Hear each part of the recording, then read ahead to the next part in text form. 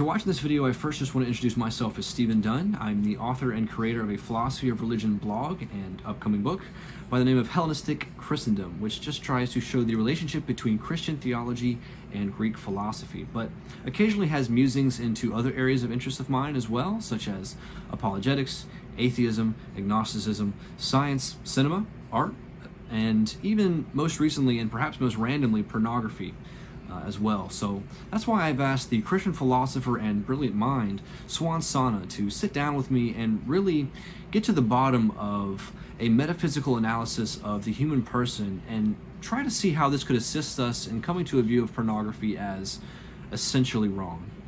So before that video gets started, and I genuinely think, as I've told Swan already, that it's interesting from start to finish, so I won't say too much of the contents therein. So I don't want anyone get the erroneous notion that just because that there are two Christian minds taking place in this conversation, that somehow they're just trying to better communicate a biblical position on sex, which that's not really what's taking place at all.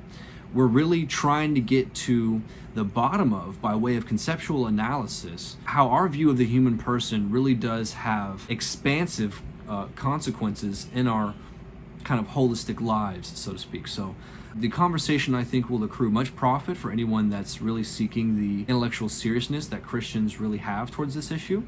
And so I'd really encourage anyone to just really sit and enjoy this video and like it as they see fit. And of course, finally, just enjoy. I'm going to put a question before us, and I want to see if we can kind of talk around it and just kind of bounce some thoughts off each other. And it's one I've been wrestling with. Specifically, is pornography essentially wrong? And I'm curious to look at what kind of conditions would need to be had to come to an answer to that question. Because it doesn't seem to me to just be at the sociological level where we can just look to science and look at harmful effects of pornography and just kind of wash our hands and be done.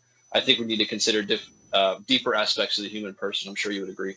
So I'm just curious to explore kind of that. Pornography is essentially wrong. What are your thoughts around it, and how do you approach such a subject? Yeah, so I like how you said that this is more of a conversation, right? So it's not like a lecture Q&A format. So not all the weight's going to be on me. Yeah, so I think before we even talk about pornography itself and sexual ethics, I think we should just get some things out of the way first.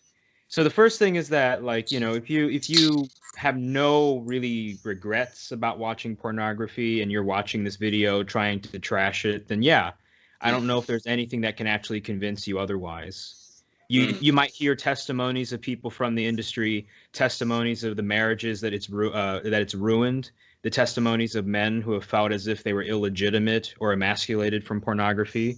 I think the pop slogan is "cucked" or whatever, right? You can laugh it off, you can joke it off. So I think we're really trying to appeal to a particular audience.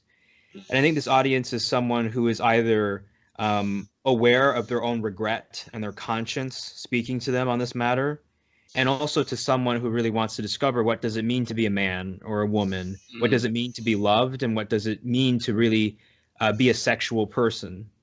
Because I think most people will admit, right, like our culture has a really messed up view of sexuality, and they can't exactly pin what it is. So some people think the solution is just to have more autonomy and to talk less about institutions. Maybe that's the solution. Some people think more about privatizing the sex act. And by that, I mean you can make it into a market thing if you want it to be a piece of commerce, or you can make it more in the privacy of your home. So that kind of privatization. So just to start off then, I think one is that we need to acknowledge, aside from the general awareness that people have that our society has a messed up view of sex, I think the second thing is that naturally sex is a very sensitive subject. And I think it's very interesting to think about why it's a sensitive subject. So I'll give my answer to that, and then I'll hear what you have to say about those two initial observations, or even three, actually. Sure. So the third thing is just, so the third point that I made was about why sex is such a sensitive subject. And if you think about it, in the span of our human lives, it is probably the most odd thing that we will ever do, right? I mean, like, like I'm not spending 24 hours a day having sex, and probably I'm gonna be like, for a lot of people, it's a moment in their life, Mm. and it's a moment that like has such power and influence on us. It's a moment that makes us hungry, in a very physically intense way. It's the moment where we're exposed to somebody else, where you are naked before someone else, where they have the opportunity to judge you and you have the opportunity to judge them, right? Mm. Because at this point, with our clothing and the things that we wear, we're trying to convey something. And I mean, the wearing clothes is inherently a covering act. Now, that doesn't mean that it's obfuscating anything. It doesn't mean that it's bad. I'm not saying that. But I am saying that we tend to have very carefully constructed lives. And sex both moves us out of those kind of safe walls, and it does so in such an intense way. And I think that's where a lot of the sensitivity and awkwardness comes from. So just to summarize the 3 points, one, I talked about how this is probably, if you don't have any conscience, I mean, if you don't have anything moving your conscience against pornography, then it's really hard to make the case against it. The Mm. second thing is acknowledging that we generally agree something is wrong with the way society views sex. And third, an exploration of why we're so sensitive about this subject. Yeah. Wow. No, your first point was just really, really hitting the nail on the head. And this really gets to, I think, the heart of the problem is that really sex is a very holistic kind of conversation. We're not just compartmentalizing to one private aspect of our lives. I think when you really invite philosophers and Christians into the conversation, you really see that there's a deepening taking place with sex and the kind of reality it takes in our lives.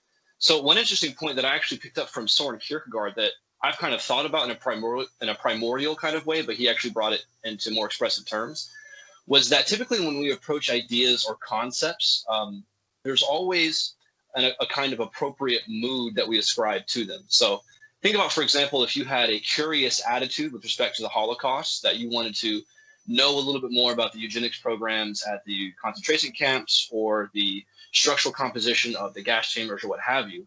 Well, Kierkegaard would say that that kind of, in that instance, detached kind of objective attitude would kind of undermine the gravity that an investigation of the Holocaust would really require. Yeah. So, so there's a sense in which if you're approaching pornography and maybe you have kind of already prior attitudes towards what I'll say deviancy, and you don't really view images which are typically very shocking or very, very stimulating as I don't know, very excitable. So if you need to examine those kind of attitudes that I think you might have within yourself in approaching these kinds of conversations. So yeah, I guess just highlighting that mood is really important and appropriate when approaching such an issue as pornography, because, and highlighting a third kind of thing as well, is that we're not so much dealing with thoughts in the clouds, right? We're not, our heads really need to be kept on the ground, so to speak, because what we're talking about very much concerns human bodies, right? Human realities. There's something going on our screens with the actions of these adults that either pertain to something very fundamental or something very fragmented. But now, as far as what changes to enact in social institutions or in policy, this, I think, is a very difficult issue. It in a sense, it's kind of like going into more concrete issues. So we can deal with the metaphysics and the nature of the human person and really get to the core of probably why pornography is giving a wrong view of the human person. But when you really enact that kind of argument into policy, into concrete expressions, into acts, basically, it becomes a little bit more funky. And, I won't get into the details of much here, but I have a new kind of podcast where I'm sitting down with Vic Chipola, who happens to be married to an adult film star, and we have conversations about his attitudes toward the industry. And he's a conservative, he's a Republican, a staunch Reaganite, pro-life, etc., but happens to be married to an adult film star. And so the differences between our conservatism is that I take a kind of common good approach where I argue that social institutions should recognize, meaningful views of sex and of persons and promulgate them for the good of society. And he takes a more libertarian approach, which I'm wrestling with. And it's that when you want to start enacting policies or laws which censor what people can and can't watch, that seems to, in his view, open up a floodgate of further restrictions, regulations that government could put on us. So I think my wrestling has to do with how do I incorporate the metaphysical argument into the policy argument, or into at least the practical sphere. Yeah. I think probably like the best resource on this subject for us is Robert George's Making Men Moral. It's probably, I think it's literally one of the best books on the subject. It's the best articulation of like applying these issues, right, on metaphysics and morals to actual public policy situations. And I think George's position is that, like, in principle, we can't actually stop people from making pornography, right? And that's something we have to acknowledge. You know, all you need is just I'm not just one person maybe and a camera and then some distribution and that's it. I think he says something like, but you can stop the distribution of it. So then you make it highly undesirable to engage in the act or try to get away with it. But of course, that leads to all sorts of questions. And I think the bottom line is really this. And I think this is a nice way to segue into the metaphysics and politics of it. But if you have a very libertarian view of the human person, if you believe that we are accidentally social and we're just atomistic at our core, that we are our own islands and we make contracts, and that's basically what a human relationship is, a contract, right? And there's nothing kind of deeper laws binding that are beyond your control, deeper sensitivities and things that aren't necessarily, I mean, Burke has this word where he calls them prejudices. So he says, like, there are things that move us that aren't necessarily rational. And, like, you know, so for instance, he talks about patriotism, he talks about love, about affection, chivalry, these sorts of things. So then the point that I want to get across is that we're going to have to talk about the human person. And I think no matter what public policy position you take, you're going to depend upon some fundamental conception of what a human being is. There's just no way to get around it. And you can say that you're not controversial. You can claim you're a Rawlsian liberal. There's just no way to escape these controversial starting positions. So in my opinion, honestly, like I am not worried about the government censoring pornography or getting involved in this way, right? And I mean, and yes, there's the opportunity for things to go wrong. But also, if you look on the other hand, like, look at the condition of our society now. Look at where we're headed, right? There's a cost that you're going to have to accept no matter what. And I think even so, just to make one last point, even a society like Singapore, which is significantly more, has more government involvement, is significantly more bound by traditions in a sense. And definitely, like, you know, Lee Kuan Yew, the founder and prime minister of Singapore, right? He kind of said, yeah, we are advocating values very clearly in our polis. We are not pretending to be neutral. And I think he even had a line that said, the rights of the individual stop when they violate the rights of the community. So, you know, and Singapore is doing pretty well, beating America on a lot of standards. And I don't want to make this a purely consequentialist argument, but the point is that we shouldn't take the libertarian assumption without question. I think it is highly questionable. And I think it also rests on a lot of toxic and harmful presuppositions on what a human being is. Yeah, I'm curious to explore that a little bit more with you. So what reason is there to think that the public has precedence over the individual? So let's begin with Aristotle, right? So Aristotle begins by observing that man is a political, social, rational animal. So when he says a man is a political, social, rational animal, he's saying that these are essential attributes. These aren't accidental. So if you want to get human nature right, then you're going to have to acknowledge that you can't begin from a theory that presupposes that we're atomistic. So Aristotle makes this point that human beings were naturally social. So we are always moving towards relationships, and we're moving towards securing those relationships. And these relationships involve things like love, trust, virtue, beauty, promises, and so forth, right?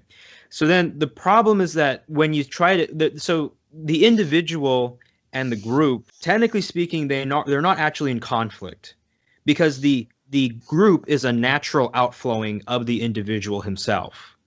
And the individual recognizes himself as a first-person subject. And when he engages in relationships with other people, which is essential and natural for his fulfillment, this forms the first person plural we. So it's almost as if there's a false dichotomy that's proposed in the group versus the individual. Now, this isn't to say that there are times in which the group and the individual clash, but the point is that they're not a priori from the outset in conflict, and that's the important part.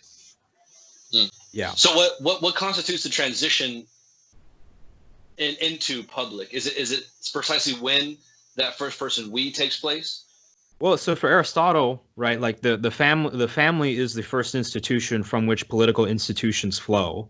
So I think he even models like his idea of like of a monarch or a king after the father figure in the family, right? And this idea is that from the very beginning, human beings in our family units, we have a constitution, we have a structure to our relationships, we have expectations already there, and so. The point is that there is no time, really, in which a human being who flourishes, who lives well, can really say, oh, at this exact moment, I went from individual to we. You were always part of a group. You were always part of a community. That's what you were made for, right? So it's a both and. That's the point I'm trying to get across with the I and the we. Ah, very good. So what does the modern mind, or what should the modern mind make of Aristotle's kind of view of infrastructure that's very hierarchical, right? There are some of those which are, he would say, naturally superior or inferior to others. How do we understand that, like in a philosophical or even a political way? Yeah, so there's actually a lot of controversy there, because one thing that you have to worry about with essentialism is what if you take an attribute that's accidental and then make it essential?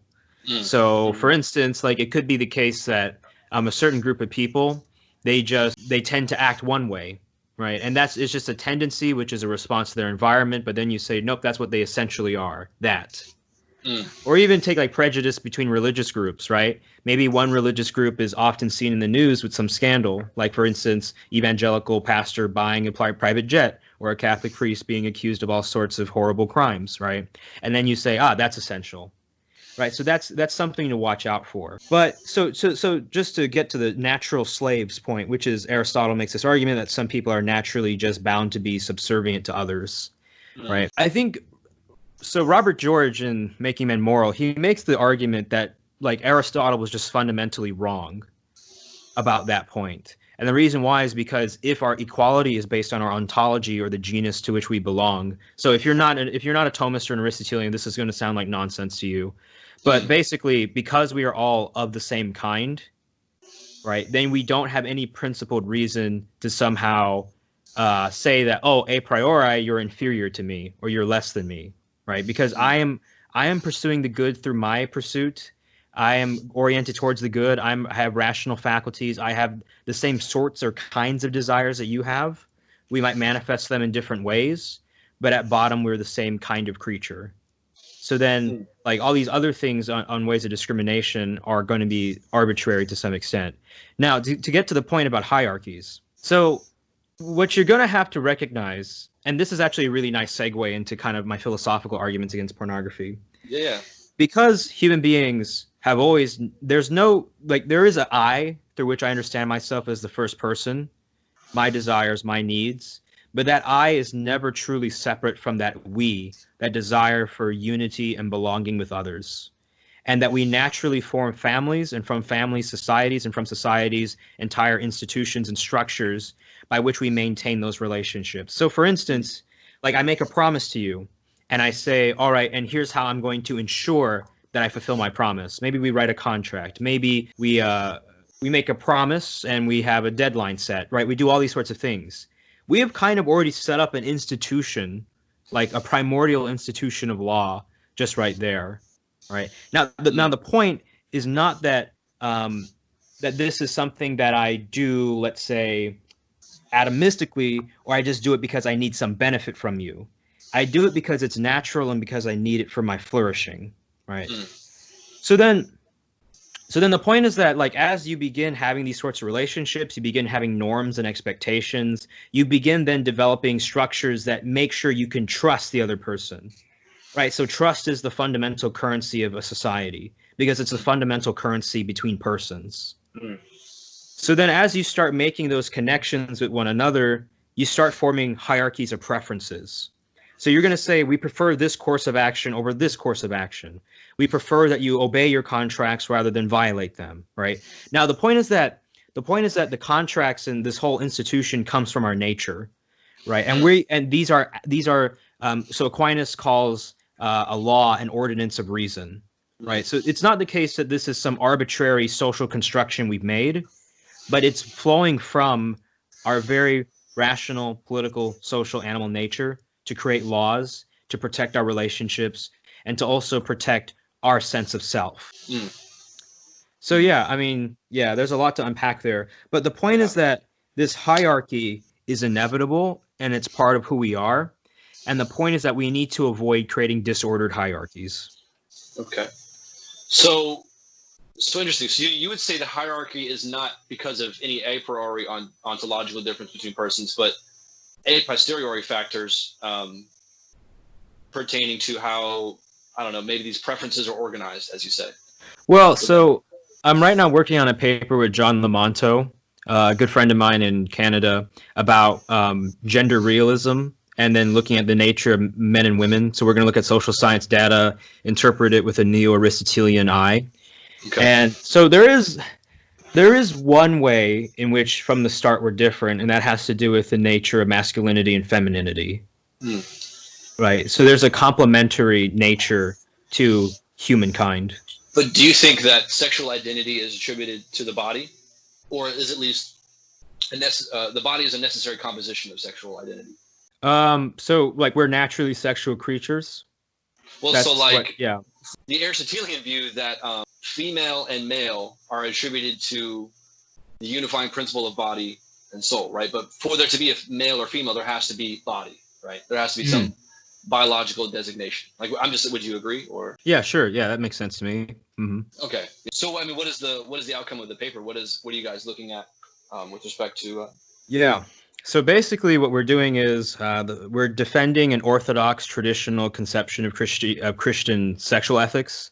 So we're looking at the nature. So basically, the question is, we have two dominant visions of what fulfilling human sexuality looks like.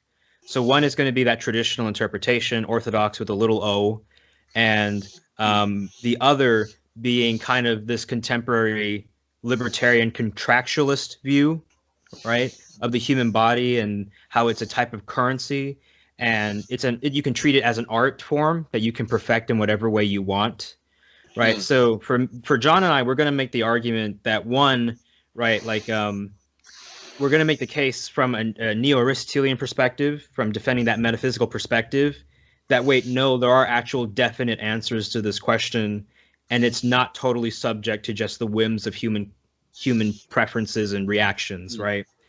No. And we're going to look at some social science data that purportedly undermines the traditional view and show why those social science data arguments don't work. And then we're also going to try and articulate a view of masculinity and femininity that isn't so rigid as to undermine the potential of women, or so rigid as to over masculinize men, but to provide that proper balance. Yeah, no, very awesome. I've always been very attracted to, of course, this isn't my view, but I've been attracted to it as a model.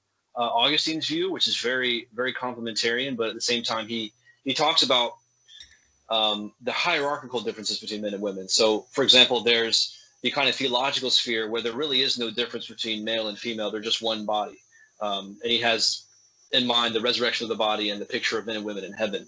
And you get down a little bit lower, and then you have kind of the theological body or Christians participating in worldly affairs, which is where you start to see more or less differences or nuances in maleness and femaleness because they're interacting with the world. And then you have the at bottom view, which is just temporal people engaging with temporal acts. And this is where we start to see the kind of, all the kinds of distinctions and really absurdities that come place with sexual fluidity, as we're told.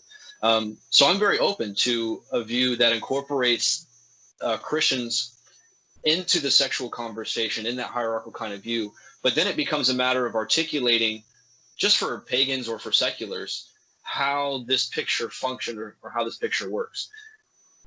And anyway, this is an interesting point to me. It seems as if to tell that kind of picture as a Christian is to take a top-down approach where we presuppose the doctrine of the image of God and all these kind of higher biblical things, and then we kind of work down.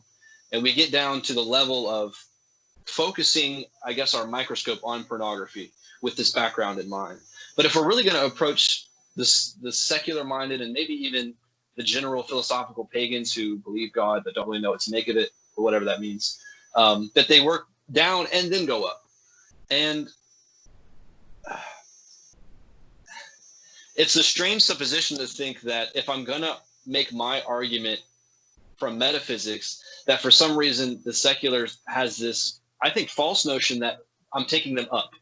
That if I'm reacting against what I think is their false view of sex, that for some reason I'm somehow evangelizing to them, or that I'm really just putting in a packed understanding of biblical sexual ethics and hiding it with some philosophical language. So I'm trying to find more ways to be as a Christian on the ground and deal with the treatment of sex work, sexual ethics without the packed propagandic. Yeah. Approach, So let me try just like 3 responses, and then I'll see what you make of them, and we can move on to like the arguments or against pornography, right?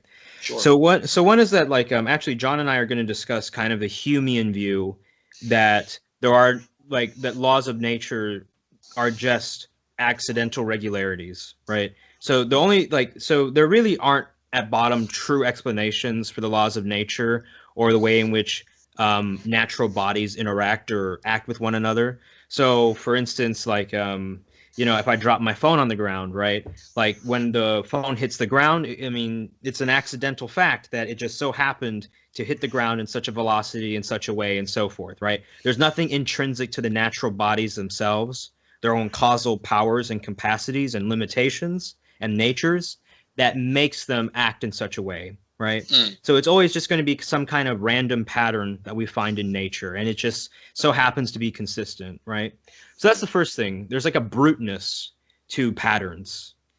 The second thing then is that because they have this microphysicalist approach where they have to look at things from the bottom up, so to speak. So for instance, they don't begin by seeing things as unities.